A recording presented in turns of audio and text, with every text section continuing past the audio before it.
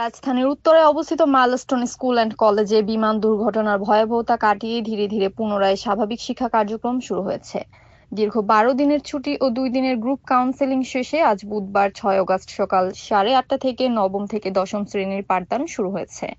প্রতিষ্ঠানটির জনসংযোগ কর্মকর্তা শাহ বুলবুল জানান, ক্যাম্পাসে প্রথম 2 দিন দোয়া মাহফিল ও মানসিক প্রশমন ও কাউন্সেলিং চলেছে। আজ থেকে ক্লাস শুরু হয়েছে, তবে আজ থেকে নিয়মিত ক্লাস ধাপে ধাপে চালু হচ্ছে। পাশাপাশি আগামী 3 মাস ধরে চলবে মনোসামাজিক কাউন্সেলিং কার্যক্রম। মাইলস্টোন কলেজের অধ্যক্ষ মোহাম্মদ জিয়াউল আলম বলেন, এই মুহূর্তে সবচেয়ে গুরুত্বপূর্ণ কাজ হলো শিক্ষার্থীদের মানসিকভাবে সমর্থন দেওয়া। কাউকে জোর করে ক্লাসে আনা হয়নি, বরং অভিভাবকদের মতামতের ভিত্তিতেই ধাপে ধাপে শিক্ষার্থীদের ক্যাম্পাসে ফিরিয়ে আনা হচ্ছে।